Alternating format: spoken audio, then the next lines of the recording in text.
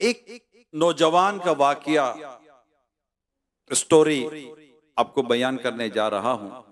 ये अपने वालिदैन का इकलौता बेटा था, और जब बेटा इकलौता होता है तो काफी लाड प्यार से उसको पाला जाता है। इसका भी कुछ ऐसा ही मामला हुआ था कि इसे भी काफी लाड प्यार से पाला गया। वक्त के साथ साथ वो बड़ा होता चला गया।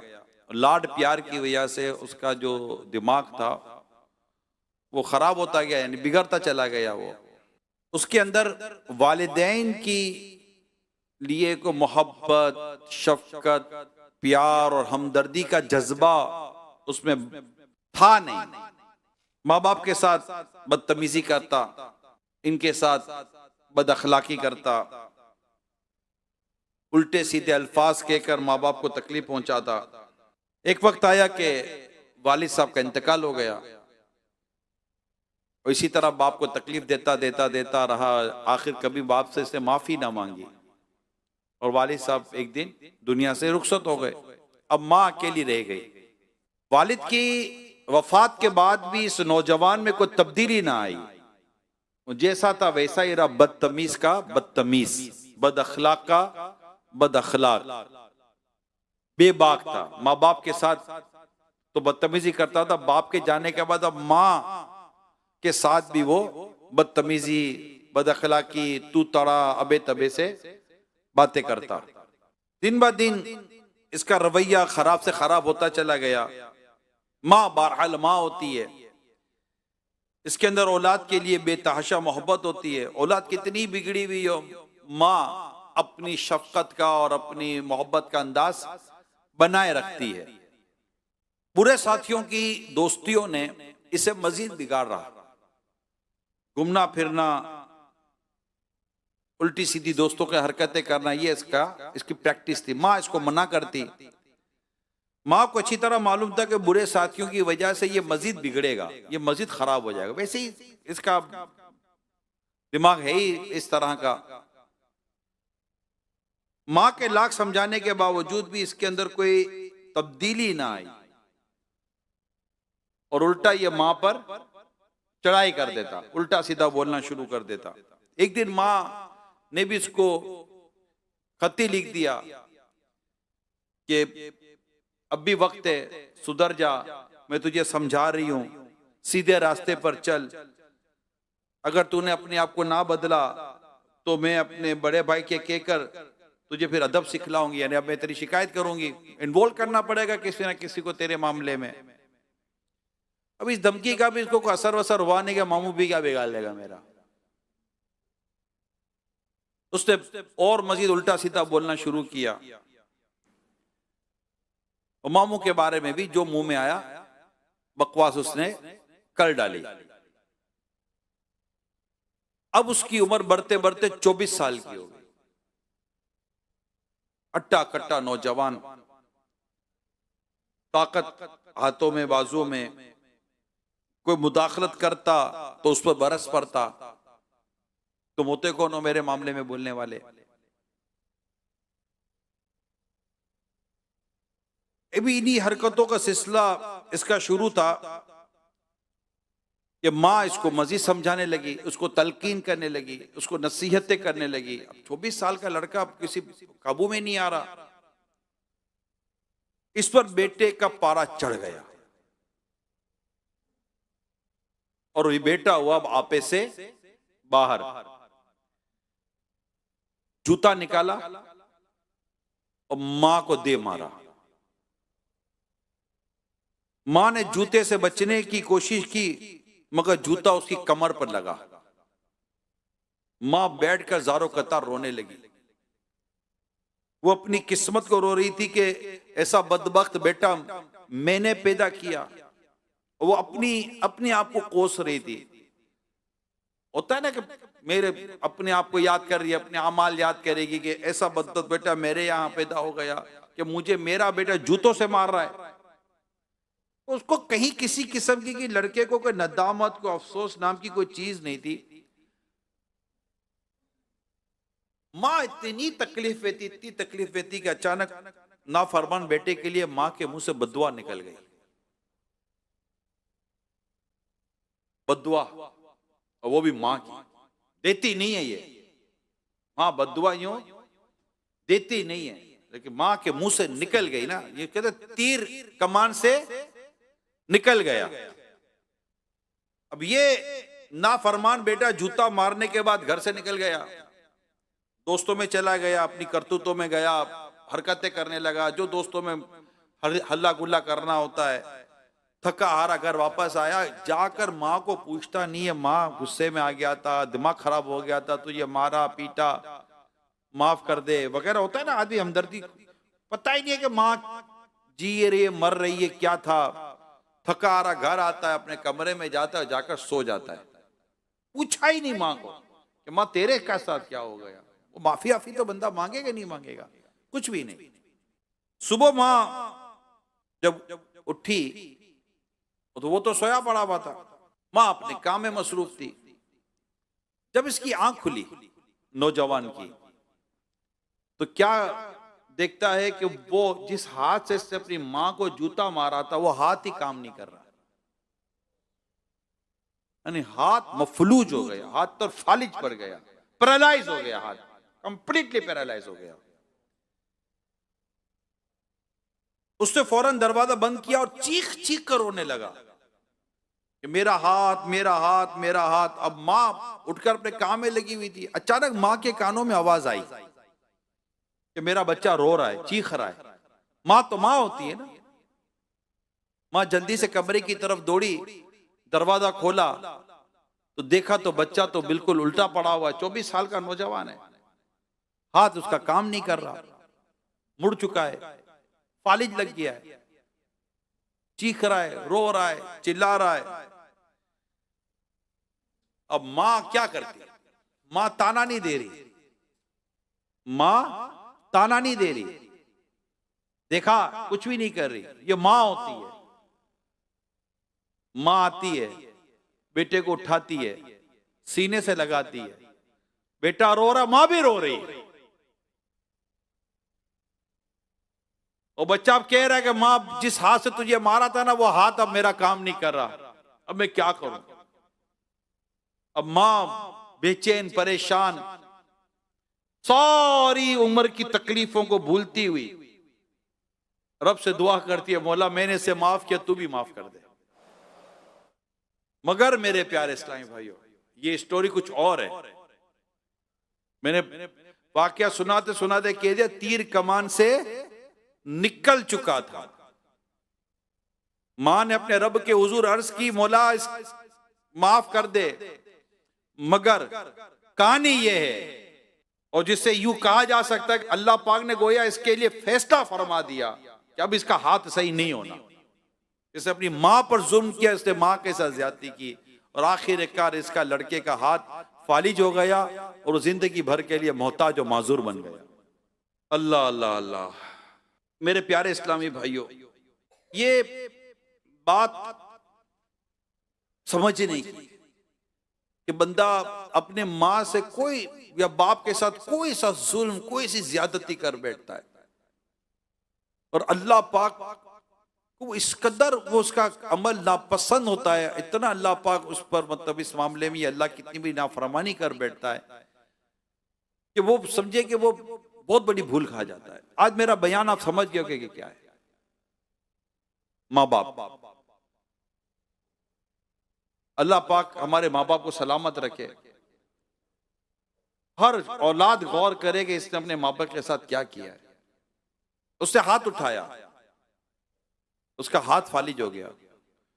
कोई अपनी माँ के आगे जबान चलाता है, कोई अपनी माँ को तेज नजरों से देखता है, कोई अपने बाप को बुरा भला कहता है। अभी पिछले दिनों में लाइव प्रोग्राम कर रहा था, उसमें मेरे इस्लाम भाई बता रहे थे, वो कहीं जुम्मा पढ़ाते थे, तो कहा मैं जुम्मा पढ़ कर बाहर निकला तो मैंने देखा कि एक नौजवान एक बूढ़े आदमी को मार रहा है, मार रहा है, मार रहा है। मैं भी परेशान हो गया कि ये नौजवान है कौन, एक बूढ़े आदमी को मार रहा है। बाद में पता चले बूढ़ा आदमी इसका बाप था, बाप को पीट। ये कराची की बात कर रहा हूं मैं, गांव देहात, किसी ऐसे इलाके की बात नहीं कर रहा। कराची की बात कर रहा हूं कि बेटा अपने बाप को मार रहा था।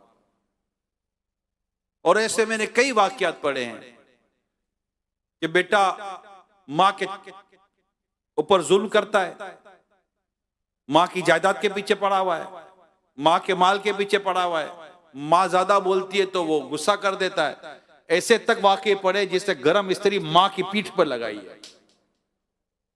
कैसे लोग हैं ये, कैसे लोग हैं? जरा सोचिए तो सही। कोई माँ बाप के लिए कोई रहम, कोई माँ बाप के लिए कोई इज्जत, कोई माँ बाप की कोई अहमियत है या नहीं है? मेरे प्यारे इस्लामी भाइयों, जब माँ बाप बूढ़े हो जाए ना, इनके आगे उफ तक कहने की इजाजत नहीं है। यानी कोई ऐसा जुमला जिससे माँ बाप को तकलीफ पहुंचे। क्या है, क्या पीछे पड़ गई है?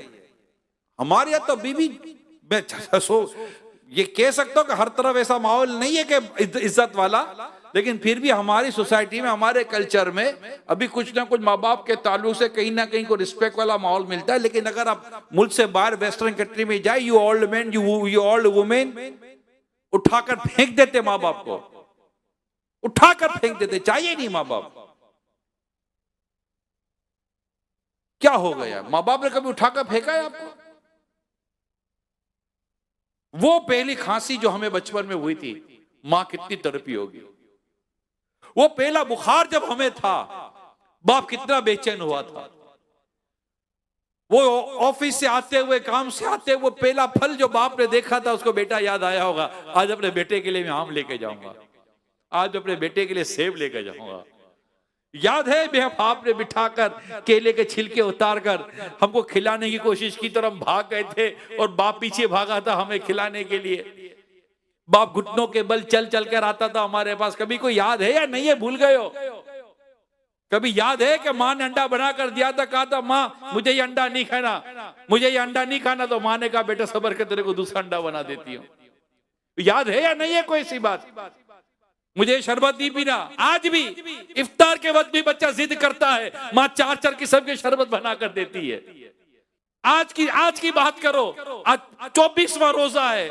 आज भी कितने बाप होंगे जो इस बात पर तड़प रहे होंगे कि मेरे बेटों के लिए ईद के लिए पैसे नहीं है, ईद के कपड़े दिला दो मैं उनको। आज ऑफिस से लोन मांगता है, जॉब से बोनस मांगता है, रात भर जाकर नौकरी करता है या काम करता है। क्यों? कि अपने बच्चों के लिए कोई एक सूट ले लूंगा, बच्चों के लिए कोई जूते ले लूंगा। अब्बू आप अपने लिए तो लो, बेटा भी मेरी जिंदगी चली गई, तेरे लिए जीना है। आज की बात कर रहा हूं, आज भी यही हो रहा है। आज भी रात को बैठकर माँ बाप आपस में बात करते होंगे कि ईद है, ईदी में बच्चे को क्या देंगे। बाप बोलेगा सैलरी मिल नहीं रही है या बढ़ नहीं रही है, कुछ तो देना पड़ेगा ना, अपना बेटा है, क्या दोगे बेटे को? चलो कुछ बेचते हैं, कुछ करते हैं, उधार ले लेते हैं। अस्पतालों में जाकर देखो तो ये ऐसे ऐसे बच्चे पड़े हुए, ऐसे ऐसे बच्चे पड़े हुए कि डॉक्टर ने मना कर दिया माँ बाप को गोया के, लेकिन बाप है उम्मीद नहीं तोड़ रहा, जा जाकर कर्जा मांग रहा है कि मुझे मेरे बेटे का इलाज कराना है, मैं भर दूंगा, बोल रहा मैं भर दूंगा। और कई ऐसे बाप इस वक्त अस्पतालों में पड़े हुए होंगे जिनकी औलाद का पता तक नहीं होगा कि हमारे बाप के ऊपर बीत क्या रही है। क्या हाल हो गया हमारा। अपने माँ बाप के साथ इतनी ज्यादती कर रहे हैं, इतनी बेरुखी कर रहे हैं, इतना जुल्म करते माँ बाप के ऊपर। इसी तरह का एक नालायक और बेशर्म किस्म का बेटा था, बाप मर गया, बाप का इंतकाल हो गया था। अब बेटा मां को कोसता ही रहता था। बड़ा वाकया मैं छोटा कर रहा हूं। बेटा मां को कोसता ही रहता था। मां क्या करे, मां जाए भी किधर, बेचारी अकेली है, एक ही जवान बेटा है, और उसको कोस कोस कोस कोस के मां को आधा बीमार कर दिया। और पता है क्या बोलता था, बुड्ढी ये तो बाप की पेंशन है जो तुझे मिलती है, वरना तुझे मैं अपने साथ रखूं, गाड़ी में ले जाता, बाप की पेंशन लेता और मां के हाथ तक में ना देता और जाकर पेंशन के पैसे उड़ा देता। मां कुछ बोलती तो मां को 2 बातें सुनाता। इसी तरह माँ की नाफरमानियां करता करता करता करता माँ को सताता सताता बड़ा हो गया और बड़ा हो गया। एक दिन दोस्तों के साथ बाहर घूमने चला गया पीछे उड़ाने के लिए, माँ को देने के लिए कुछ भी नहीं था इसके पास। जब दोस्त मुल्क घूमकर वापस आया, कार के अंदर कार तेजी से जा रही थी, कार का एक्सीडेंट हो गया। 4 या 5 दोस्त थे, सबसे ज्यादा चोटें इस लड़के को आई। इसको अस्पताल में एडमिट करवाया गया, बहुत कुछ इलाज करवाने की कोशिश की गई, लेकिन पता चला कि लड़का मोहताज और माजूर हो चुका है, माजूर हो गया। और माजूर होके जो पैसे मिलते हैं ना बाद ममालिक के अंदर, माजूर हो जाता है को मोहताज हो जाता है, उसको पैसे मिलते हैं। सजा देखो, जो माँ को पैसे के लिए लेके जाता था ना, आज वो दिन आया कि व्हील चेयर पे बैठकर खुद अपनी मोहताजी के पैसे लेने के लिए उसी तरह जाता था। माँ को सताने का अंजाम, बाप को सताने का अंजाम। ए मेरे प्यारे इस्लामी भाइयों, अगर माँ बाप जिंदा है ना, इनकी कदर कर लो, इनकी कदर कर लो, इनकी इज्जत कर लो। इनको एक बार ये कहते हैं ना, वालिद साहब को लेकर बैठकर एक बार बैठे, अबू बैठे, अबू बैठो, आप बोलो बेटा क्या बात है, पैसे चाहिए? नहीं अबू आज पैसे नहीं चाहिए। कोई काम है? नहीं अबू कोई काम नहीं है। कहीं जाना है? नहीं अबू कहीं नहीं जाना। बेटा खैरियत? क्या बात है? कदमों में बैठे आप बाप के, घुटनों पर हाथ है बाप के, बाप के मुंह पर एक नजर शफकत की देखो, और बाप को बोल अबू आज जी कर रहा है, किस चीज का? आपका शुक्रिया अदा कर लेगा। अबू जज़ाकल्लाह, अबू thank you, you are great, आपने हमें पाला पोसा बड़ा किया, कितनी तकलीफ उठाई अबू आपने, मैं आपका शुक्रिया। क्या कब्र पे जाके ही बाप का शुक्रिया अदा करोगे यार? जीते जी नहीं कर सकते क्या?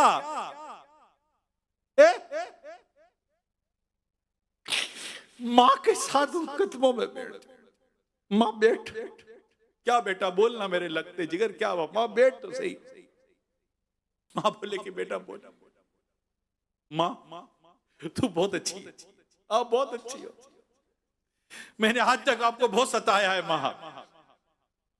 माँ, मेरे हाथ जुड़े हुए माँ मुझे माफ कर देना। मुझे पता चला है कि अगर माँ नाराज हो तो मरते वक्त कलीमा नसीब नहीं होता, कलमा पढ़ नहीं सकता बच्चा जब तक माँ नाराज हो। माँ तुम मुझसे नाराज मत होना, आप राजी हो जाओ मुझसे, मेरे जितनी आपकी नाफरमानियां की है माँ मुझे माफ कर दो। फिर माफी मांगे कहना माँ आप बहुत अच्छी हो। जब मैं बचपन में बिस्तर में पेशाब करता था ना, माँ आप मुझे मेरे गीले पर सोकर मुझे सूखे पर सुला देती थी।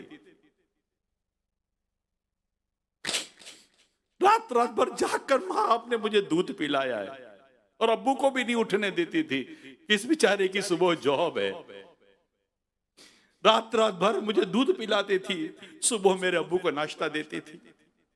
माँ आपकी कोई सैलरी नहीं है, आपका कोई बोनस नहीं है, आपका कोई अलाउंस नहीं है, और जिस दिन ईद के दिन सब छुट्टियां करते, माँ सबसे ज्यादा मेहनत तुमने की है, सबसे ज्यादा काम मेरी माँ आपने किया है। और जब मेरे दूसरे भाई बहन आए ना माँ, तब भी आपकी ये आप ही हो माँ, ये आप ही हो, कोई ये ना कर सके कि मेरे दूसरे भाई बहन भी आए, मगर माँ आपकी शफकत और मोहब्बत का दरिया इतना बड़ा था कि मेरी ना मोहब्बत में भी कमी ना आई, और मोहब्बत भाई बहनों को भी तुम बांटती रही। माँ तेरी शफकत का दामन बहुत बड़ा है। जब मेरे पास नए कपड़े नहीं होते तो माँ आप ही ने अब्बू से सिफारिश की थी ना, मुझे नई घड़ी चाहिए थी, माँ आप ही ने कहा था ना अब्बू को कि बेटी को घड़ी दिला दो। माँ मुझे माफ कर दे, मैं तेरी खिदमत नहीं कर सका। मेरी माँ दुनिया में नहीं है मेरे प्यारे इस्लामी भाइयों, मेरे वालिद साहब भी नहीं है। मुझे पता है माँ बाप का दुनिया से जाना क्या होता है। मेरी मुझे पालने पोसने वाली मेरी खाला थी मेरी, जिसको मम्मा कहते थे, वो भी नहीं है। मुझे पता है कि ये साया चला जाए तो आदमी कितना बेछत का हो जाता है। जिनके जिंदा है उनकी कदर कर लो, उनकी खिदमत कर लो। इंशाअल्लाह ताला दुनिया में भी करम हो जाएगा, अल्लाह ने चाहा तो आखिरत में भी करम होगा। आज आप सबसे मेरी दरखास्त है मेरे प्यारे इस्लामी भाइयों, जैसे ही बयान खत्म हो रहा, जब आप उठे इशराक चाश की नमाज पढ़, जो भी आप उठे, मेरी दरखास्त है आपसे, क्या पता हम फिर उठ सके कि ना उठ सके। सबसे पहला काम आपने ये करना है, मेरी दरखास्त है आपसे। अगर आपके वालिदैन या दोनों में से कोई एक जिंदा है ना, मैसेज कर देना, सिर्फ इतना लिख देना, मुझे माफ कर दीजिए, बस सिर्फ इतना, मुझे माफ कर दीजिए। ये करके सो जाना। हो सकता है जवाब आएगा, खैरियत तो है बेटा, क्या हुआ था। ये फिर भी नहीं कहेगी कि तूने किस किस टाइम पर मेरे साथ क्या क्या बदतमीजी की थी। अब माफी मांगता है, और अगर कह भी देना तो फिर कह देना माफ कर देना। आज के बाद मेरी वजह से मेरे माँ बाप की आंखों में गम का आंसू नहीं आएगा। मैं अपने माँ बाप को तकलीफ नहीं दूंगा। एक नौजवान के बारे में मैं पढ़ रहा था, ये मौजू ऐसा, ये बड़ा जज्बाती कर देता है। ये मौजू वालिदैन का बड़ा जज्बाती कर देता है। मेरे कानों में आज तक मेरी माँ की आवाज गूंजती है, इमरान आ तो जरा दो बातें करनी है। मैं सही बताता हूं, मुझे मेरी खाला ने पाला था ना। मेरे वालिद साहब को नाश्ते में कुछ चीजें पसंद होती थी तो मैं कभी लेकर जाता था, और जब बैठ के खाना खाता था मुझे वो वक्त याद है कि मेरे वालिद साहब कितने खुश होते थे कि आज मेरा बेटा मेरे लिए नाश्ता लाया। ये बड़ा जज्बाती मौजू है। तो वो नौजवान था, छोटी मोटी नौकरी करता था। जैसे ही उसके हाथ में कुछ पैसे आते ना, आकर टेबल पर रखता था, और इसके वालिदैन पैसे उठाते थे। जितने कमा कर लाता था टेबल पर रख देता था। वालिद साहब टेबल से पैसे उठाते थे। कहां से उठाते थे? टेबल से पैसे उठाते थे। कहता है कि मैं यूं नहीं देता था, अगर मैं यूं दूंगा तो मेरे बाप को मेरे आगे हाथ फैलाना पड़ेगा। बात समझ रहे ना? अगर मैं यूं दूंगा तो मेरे वालिद साहब को मेरे आगे यूं हाथ फैलाना पड़ेगा। ये मुझे पसंद नहीं है कि मेरा बाप मेरे आगे हाथ फैलाए। मैं मांग मांग कर बड़ा हुआ हूं, मेरा बाप मेरे आगे हाथ क्यों फैलाए। मैं जाकर यूं टेबल पर रखता था, मेरे वालिद साहब पैसे उठा लेते थे। पैसे उठा के मेरे वालिद साहब मुझे दुआ देते थे, या अल्लाह मेरे बेटे को कुरान का इल्म अता फरमा। मेरे वालिद साहब एक ही दुआ करते थे, इसको कुरान का इल्म अता फरमा, इसको कुरान का आलिम बना दे। बेटा कहता है मैं रोजगार अपना छोटी मोटी जो भी मुझे रोजगार मिल जाता था कमा कर लाता था। एक दिन रास्ते में मैं जा रहा था तो मेरी मुलाकात एक आलिम साहब से हो गई। वो फतवा दिया करते थे। मुझे देखकर कहा कि नौजवान क्या मसरूफियत है आपकी? तो मैंने बताया कि छोटा मोटा रोजगार है, करता हूं। कहा बेटा आया करो हफ्ते में एक दिन, हमसे कुछ सीख लिया करो। वो नौजवान कहता है मैं इनके पास जाना शुरू हुआ और मैं सीखता, तो देखते देखते उसके अंदर चूंकि एक सीखने की ख्वाहिश थी तो बहुत जल्दी वो सीखना शुरू हो गया और ज़हीद तालिब इल्म बन गया। पढ़ते पढ़ते पढ़ते पढ़ते इसने इल्म दीन हासिल किया और काफी क्वालिफिकेशन हासिल कर ली। राइट, काफी क्वालिफिकेशन हासिल की। इवन कि इसने पीएचडी के लिए अप्लाई कर दिया। अब वक्त था थीसिस लिखने का। पीएचडी करने के लिए एक मकाला लिखा जाता है, थीसिस लिखा जाता है। अब इसको थीसिस लिखना था। अब ये सोच रहा था कि मैं टॉपिक क्या लूं मकाला लिखने के लिए, थीसिस लिखने के लिए। अचानक उसको अपने बाप की दुआ याद आ गई कि मेरे वालिद साहब दुआ करते थे, या अल्लाह मेरे बेटे को कुरान का इल्म अता फरमा दे। का कुरान पर थीसिस लिखता हूं। इससे कुरान पर मकाला लिखा, कुरान के मुतालिक, और अपना थीसिस जमा करवा दिया। जमा कराने के बाद एक प्रोसीजर होता है, ज्यूरी बैठती है, पूरे थीसिस को देखा जाता है, मकालों को देखा जाता है, स्टूडेंट्स वेट कर रहे होते हैं। एक दिन आया कि वो स्टूडेंट्स जमा थे और ऐलान मतलब अनाउंस होनी थी थीसिस की कि किसको पीएचडी की डिग्री मिलनी है। तो जो ज्यूरी आई, यानी जो एग्जाम लेने वाले टीचर आए, यूं समझिए आप, जिन्होंने डिसीजन लेना था, उनमें वो शख्स भी था जिससे इससे पहले इल्म दीन हासिल किया था। वो देखकर हैरान हो गए कि ज्यूरी में ये शामिल है। उसने सारी जब रिपोर्ट्स पढ़ी तो वो फर्स्ट मैन जिससे इन्होंने इल्म दीन सीखा था, वो खड़े होते हैं, नौजवान के कंधे पर हाथ रखते हैं और कहा, पहली बार में मैं समझ गया था कि ये नौजवान कुछ बनेगा।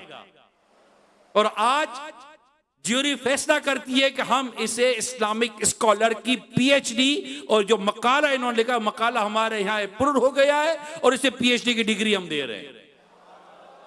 ये सुनते उसने रोना शुरू किया, नौजवान ने। ये सुनते ही उस नौजवान ने रोना शुरू किया। तो जो साथ के लोग थे वो कहने लगे कि बरखुरदार, ये तो खुशी की बात है, हम खुश हो रहे हैं आपके पीएचडी स्कॉलर बनने पर, पीएचडी हासिल करने पर, आप रो रहे हो। कहने लगा, रो इसलिए रहा हूं कि आज मुझे मेरे बाप की याद आ गई। क्या खैरियत? तो इसे सारा वाकया सुनाया।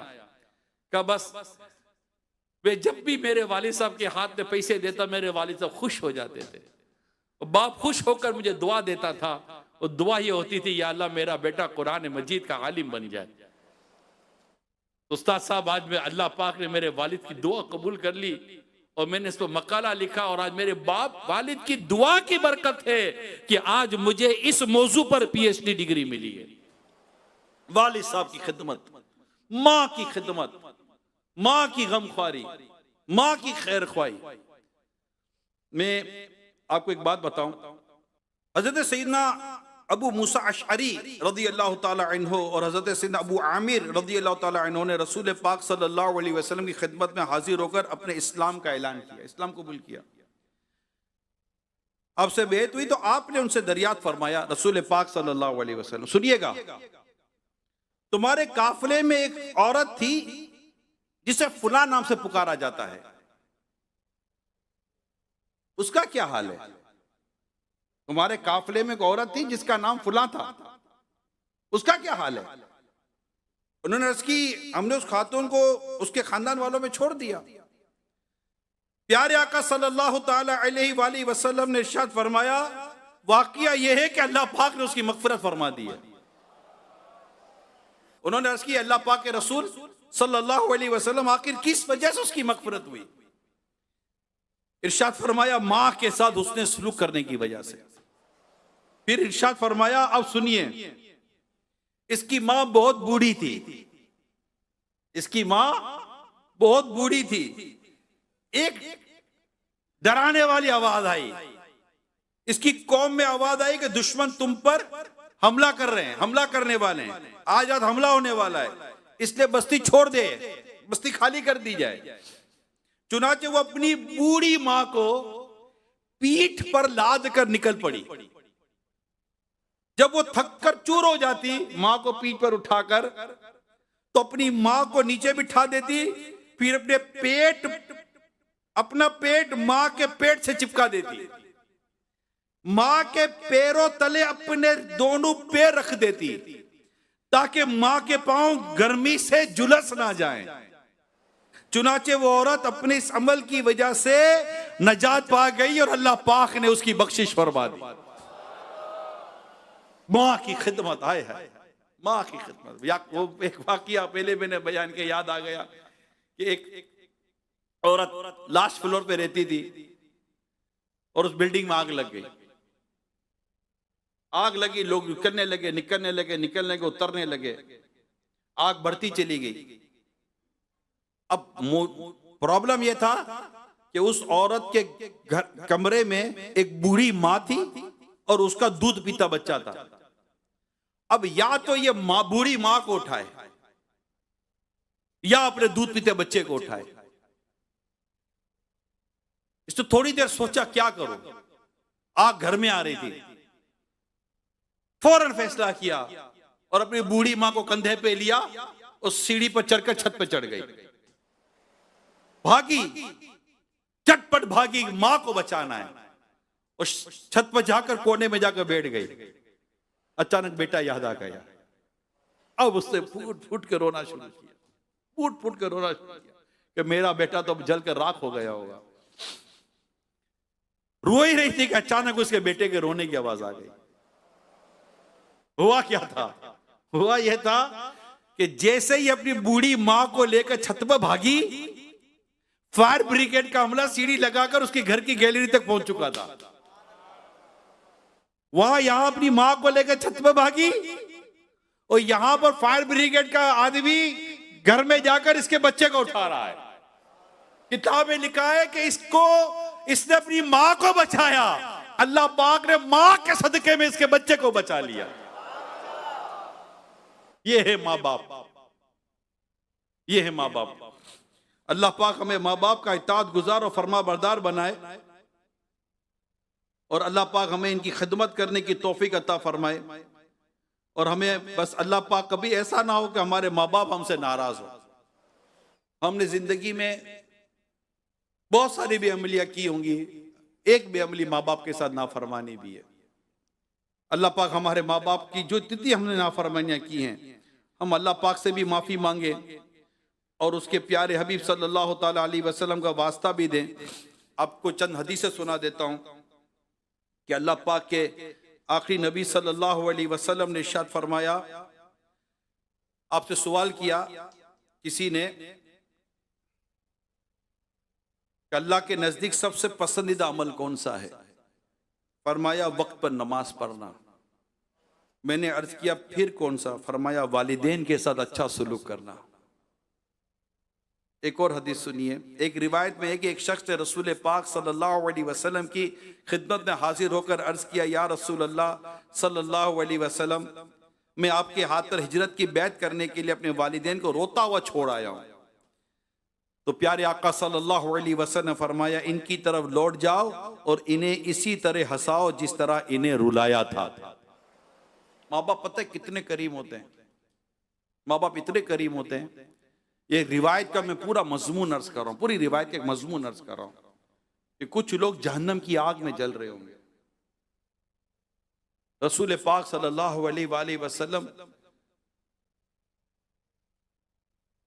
इनकी तरफ जाएंगे कि इन्हें जहन्नम की आग से निकाला जाए। वो ईमान पर दुनिया से रुखसत हुए होंगे, बारगाह इलाही में अर्ज करेंगे कि मौला इन्हें भी। तो इरशाद होगा कि इन्होंने अपने माँ बाप को सताया है, इनको कैसे माफ किया जाएगा? तो प्यारे आका सल्लल्लाहु अलैहि वसल्लम इनके माँ बाप की तरफ तशरीफ ले जाएंगे और माँ बाप से इरशाद फरमाएंगे कि अपने बेटों को माफ कर दें। वो अपनी तकलीफों का बयान करेंगे माँ बाप। तो आका फरमाएंगे, आकर देख तो लो तुम्हारे बच्चों का क्या हाल है। जब वो देखेंगे जहन्नम में बच्चों पर क्या सजा हो रही है, तो वो बेकरार होकर कहेंगे, या रसूल अल्लाह, हमने हमारे बच्चों को माफ कर दिया। उस वक्त उनको जहन्नम से नजात नसीब हो जाएगी। यहां माँ बाप की शफकत और मोहब्बत हम सुन रहे हैं, मगर ये भी याद रखिएगा आखिर ये अमल किया मेरे मुस्तफा करीम सल्लल्लाहु अलैहि वसल्लम ने। आला तो दिखते हैं ना, उनके सिवा रजा कोई हामी नहीं, जहां गुजरा करे पिसर पे पिदर को खबर ना हो। तो प्यारे आका सल्लल्लाहु अलैहि वसल्लम को भी हमें राजी करना है, उनकी शफाअत हमें लेनी है और अपने माँ बाप को भी राजी करना है। तो आज कोई है नियत जिनको अल्लाह पाक ने वालिदैन का साया जिनका है कोई नियत करने वाले का हम आज ही अपने वालिदैन से माफी मांगेंगे? है कोई नियत करने वाले बाहर इस्लाम भाई हैं, अंदर बाहर, जो ये नियत करेगा आज हम अपने माँ बाप को मैसेज करेंगे, माफी मांगेंगे, इनसे दरखास्त करेंगे हमें माफ कर दीजिए, और अगर ये दोबारा ये कोई नाराजगी का इजहार करेंगे तो फिर माफी मांगेंगे, फिर माफी मांगेंगे, फिर माफी मांगेंगे, इतनी मांगेंगे कि अपने माँ बाप को राजी कर लेंगे। कौन कौन नियत करता है? इंशाअल्लाह अज़्ज़ वजल माँ बाप को राजी करेंगे और माँ बाप की इताअत और फरमाबरदारी करेंगे। मगर एक बात आखिर में ये जरूर अर्ज कर दूं, माँ बाप की इताअत और फरमाबरदारी वही है कि जहां अल्लाह पाक और उसके प्यारे रसूल की नाफरमानी ना होती हो। अगर माँ बाप को ऐसा हुक्म करते हैं कि अल्लाह पाक और उसके रसूल सल्लल्लाहु अलैहि वसल्लम की नाफरमानी होगी, वो बात नहीं मानी जाएगी। और वालिदैन से दरखास्त करता हूं कि आपका एहतराम, आपकी फरमाबरदारी अल्लाह और उसके रसूल का हुक्म है। आपको ये बात ज़ेब नहीं देती कि आप अपनी औलाद को अल्लाह और उसके रसूल की नाफरमानी का हुक्म दें। तो इंशाअल्लाह अज़्ज़ व जल अगर हमने ये कर लिया, अल्लाह पाक ने चाहा तो माँ बाप भी राजी, रसूल पाक सल्लल्लाहु अलैहि वसल्लम से राजी हो जाएं, तो इंशाअल्लाह फिर अल्लाह पाक भी प्यारे हबीब के सदके में हमसे राजी हो जाएगा, रमजान भी राजी हो जाए और यूं हमारी मग़फ़िरत का सामान हो जाए। अल्लाह पाक अमल करने की तौफीक अता फरमाए।